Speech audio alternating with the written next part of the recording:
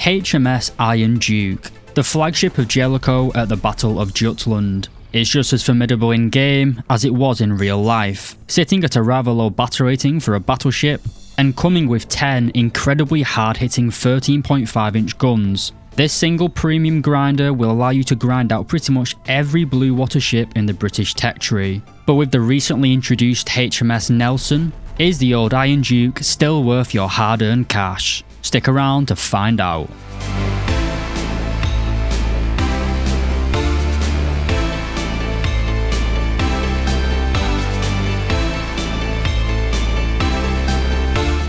Alright lads, welcome back. So HMS Iron Duke. It's currently up for sale at 8,380 Golden Eagles. Being a Golden Eagle Premium, it does not come with any sort of premium time or additional Golden Eagles that you would find with a pack premium. This is of course a battleship, sitting at battle rating 7.0 in both arcade and realistic, and it currently sits in the 5th rank of the British tech tree, allowing you to grind out every single British ship with the exception of HMS Vanguard. At the time of recording, and when using a premium account, you will have an RP modifier of 606%, as well as a silver line modifier of a whopping 1,800%. This allows you to earn a lot of money playing this vessel, but just bear in mind, if you are looking to grind silver lions, you will be better playing the premium destroyers. While HMS Iron Duke is formidable enough by herself, she's also got some incredibly strong company at battle rating 7.0. You've got her sister ship, HMS Marlborough, as well as her World War I cousins, HMS Orion, HMS Queen Mary, as well as HMS Repulse. If you're lucky enough to own the event vehicle, HMS Renown, you can also bring that along at battle rating 7.0. As we'll soon see lads, this ship has fantastic survivability as well as firepower, but is slightly let down by its lack of anti-aircraft guns, rather poor secondary battery, and it's rather sluggish and slow. But let's get into the nitty-gritty details, and I'll show you just how good this ship is for grinding, as well to be honest for having a lot of fun.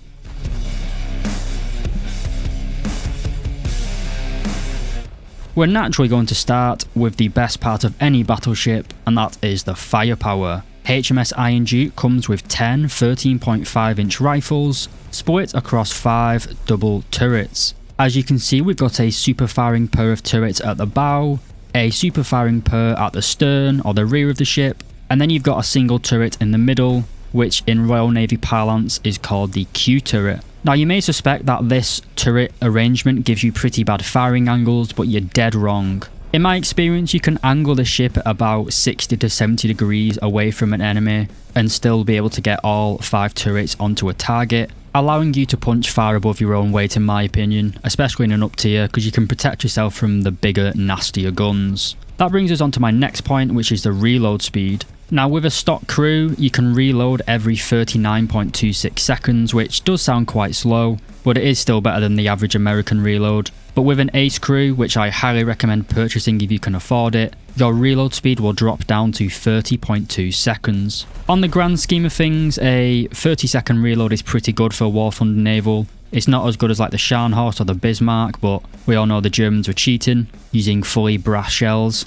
Works fine in the game, but didn't really work too well in real life. So we've got a decent reload, but nothing really matters unless we've got good shells. So what is the consensus on that?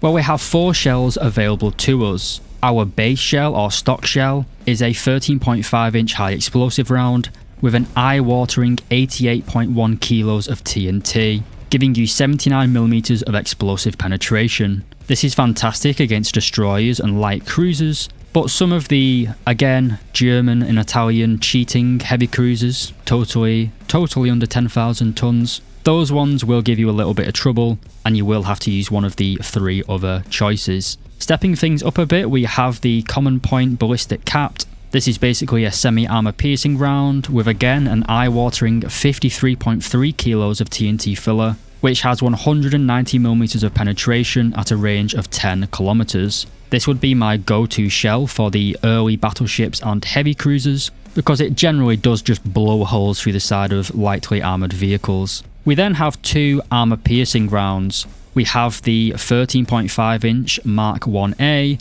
and the Mark 3A. So it's a little bit of a trade-off here.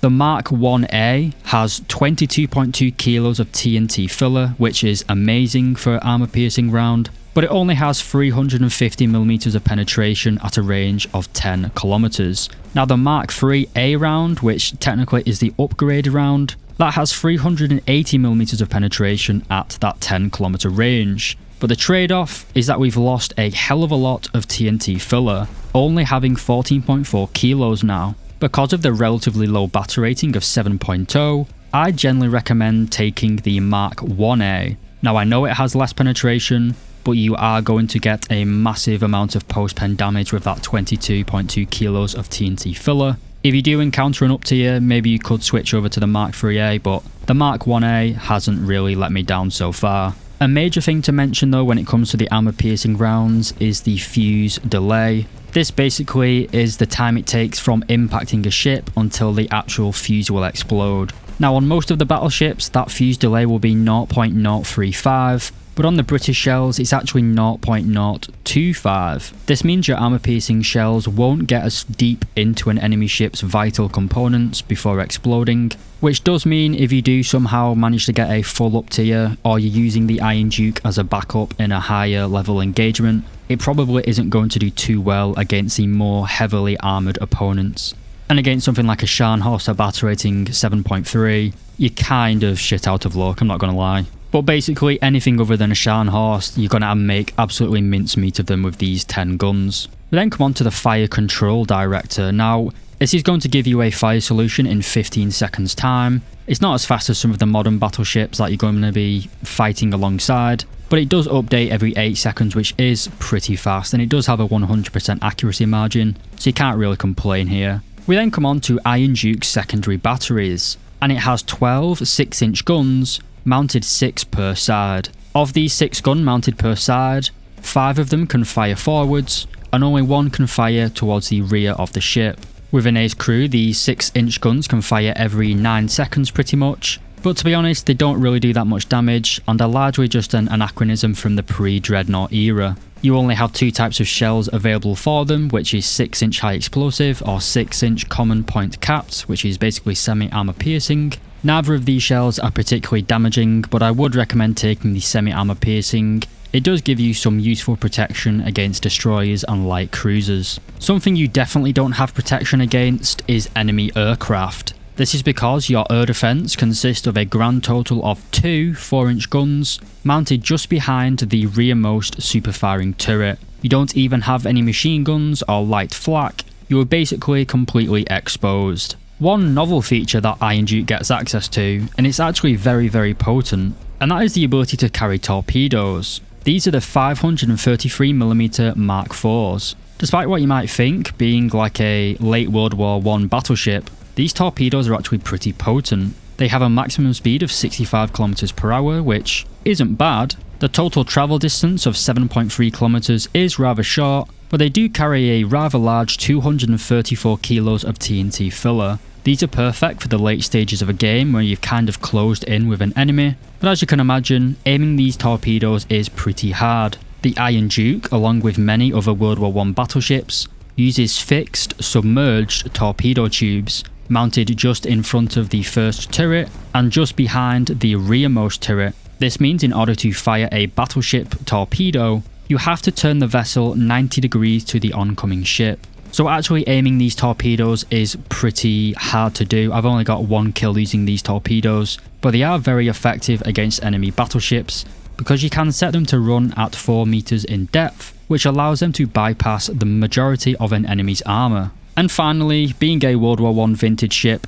this vehicle does not get access to any sort of radar for anti-aircraft, but as we already covered, you don't even have any anti-aircraft guns, so hey ho. But overall though lads, the firepower of Iron Duke is superb in my opinion, and due to getting quite a lot of down tiers to 6.0, you really can wreak havoc on enemy heavy cruisers and early battleships. Now you could say that swings both ways, you could see up tiers to 8.0, but in my experience I've never actually experienced this. You did get a few 7.7 games, but the majority of games tend to be at 7.7 or 7.3, where it is just a point and click and farm Silverline and RP adventure.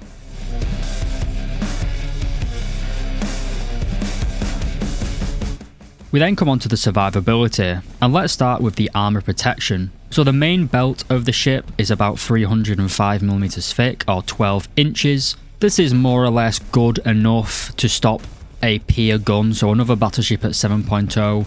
If you're staying about 10 kilometers away from them, it is kind of good enough to defend against them, but it isn't really that thick 12 inches at this battle rating. For example, remember that our main armour piercing shell, the Mark 3A, can penetrate 380mm of armour at a range of 10 kilometers. This of course can be heavily inflated by angling the vessel. As I mentioned, if you turn your ship about 60 degrees away from an enemy or towards them, that 305mm of armour belt can be increased to an effective thickness of about 490, which should give you some useful level of protection and still allows you to retain a 10 gun broadside. So it's by far good enough when angling, but just don't get caught with your pants down being broadside on to an enemy. We then come on to the barbettes, which is the armoured thing that the turrets sit on top of, and these are 254mm thick or 10 inches. Taking a hit here will cause a minor fire in your ammunition handling areas,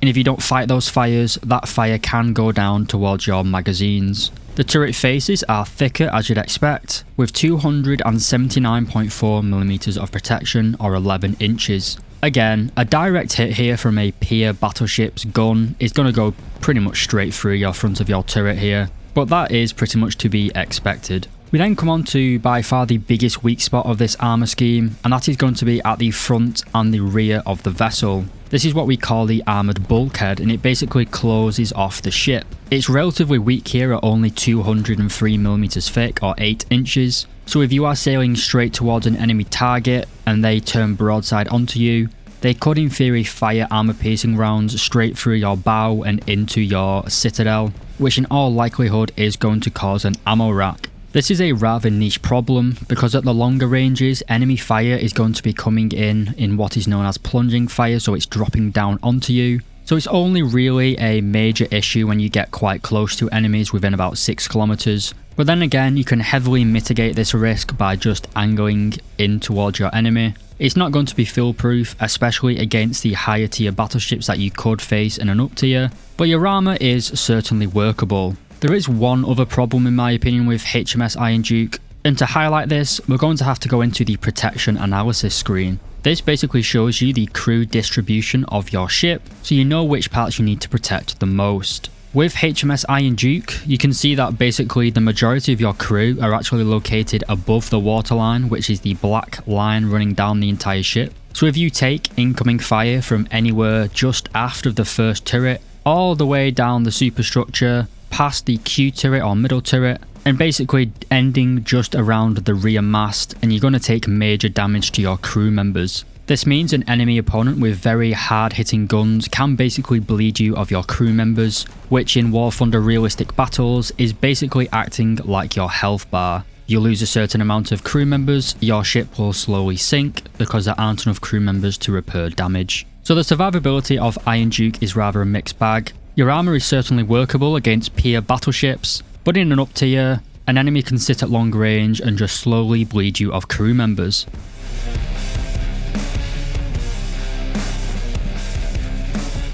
We then come on to the mobility, and I'll be honest with you, Iron Duke is a rather slow ship, only being able to reach a top speed of 40 kilometers per hour. Something else to note is that these engines feel pretty weak in my opinion. It takes quite a while to actually get up to top speed, and this makes manoeuvring around the littoral and coastal areas very tedious in my opinion. Some of the maps, as you probably know, have like little islands that you can hide behind or go in between, and trying to fight around them is pretty brutal because sometimes the ship just can't turn in that distance. I guess that should be down to the player not going into that environment, but I like a challenge. But yeah, just bear in mind, if you do get ambushed by like a torpedo boat that manages to launch torpedoes at you, there's no way in hell you're going to be able to outmaneuver those torpedoes if they are launched at like a realistic launch range. Exact same thing for enemy torpedo bombers if they do manage to sneak up on you. And again, you're not going to be able to shoot them down with your 2 4-inch guns. If they manage to get a launch from a torpedo on you, then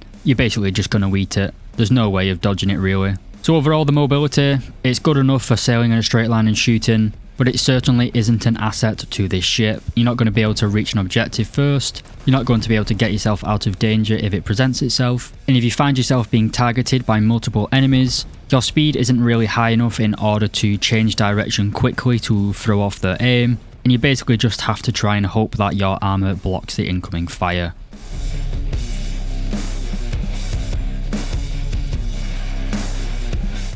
We then come on to the conclusion, where we have to ask ourselves my 3-star questions. Is the tech tree worth grinding? Is the vehicle fun? And is it worth the money? But at the time of recording, the British end-of-the-line battleship is HMS Vanguard, which is located at battle rating 8.0, and it isn't really all that special in my opinion. It kind of gets eaten alive by the IGN Yamato and the Sovietsky Soyuz paper ship. We then have many of the British rank 6 vehicles such as HMS Warspy, HMS Hood, HMS Rodney, all sitting at battle rating 7.7, where they are largely overshadowed by the more powerful vehicles they see in an up tier, never really giving them a chance to shine, as you tend to get far more up tiers at 7.7 rather than down tiers. Because of this, the peak of the British tech tree in my opinion is located at battle rating 7.0 and below. So Iron Duke is actually in a rather good place at the minute in terms of matchmaking. As I said in the intro, you don't really get too many up tiers. But is it worth grinding the British tech tree at the minute, at least in terms of the Blue Water Fleet? Not really. There's nothing really else that Gaijin can add to Britain apart from the King George V's, and I'm very doubtful they're going to be actually that good in the game. We also have another premium available to buy, but this is in rank 6, and it is of course the HMS Nelson. This was added in the last update and is a modernised version of the Nelson class, coming with far more anti-aircraft guns, as well as 9 16-inch guns. While these are more impressive than the rifles found on Iron Duke, due to the increase in battle rating to 7.7, they are again largely overshadowed by the bigger, scurrier ships you will see at 8.7 and 8.3 in up tiers. So between the Iron Duke and Nelson, my money is firmly going on Iron Duke. We then come on to, is Iron Duke fun to play and is it worth your money? Well, I'd argue that no battleships are really that fun in my opinion. You kind of just sail in a straight line and press left mouse button every 30 seconds. But I have had some very good games, very close games in Iron Duke. You do feel like you earn kills quite a lot, you have to really aim for those ammo racks and stuff like that. But for the average player, maybe I don't think they're going to be having too much fun. And that brings us on to the final question, is this worth your money? Well, for about 9,000 Golden Eagles, you'd either have to buy like the $50 10,000 Golden Eagle pack, which to be fair, does make it a lot cheaper compared to HMS Nelson, which of course is a $70 premium pack. So again, between those two premiums, the money is firmly on HMS Iron Duke. I will say though, for the price of about $40, $50 or £40, $50 around that money, it's pretty decent value for money if you do want to grind out the British tech tree. I would advise people only grind out Britain though if you do like World War II naval history and you want to see like iconic ships. But just bear in mind those ships aren't really good in game. They're not really meta in game. I just like ogle and ooh at them. They look really nice models. So yeah, Britain's military naval prowess hasn't really translated well into the gaming world, unfortunately. So is the British tech tree worth grinding? Not all the way to the bottom. Is Iron Duke fun? Kind of if you're a naval buff. And is it good value for money? Yes, if you want to grind the British tech tree. Overall, I would recommend the Iron Duke for naval players. It's got some very good guns, good torpedoes, workable armour, and while the lack of anti-air defence is a bit of a killer, at least if planes do show up, HMS Iron Duke is still a good all-round ship though, and I have had some amazing games in it. Well lads, thank you very much for making it all the way to the end of the video. Leave a comment telling me whether you agree with my opinions, and let me know what vehicles you would like to see reviewed next. Finally, I'd like to say a massive thank you to my YouTube producers who make this channel possible. So a massive thank you to Lola Alphonse, Tans, Deboa LX, Schlunty, Van Haler, Diogenes, Pumpin, Econ, and Minami Productions. Thank you once again for making it all the way to the end of the video, and if you did, leave a comment saying Iron Duke.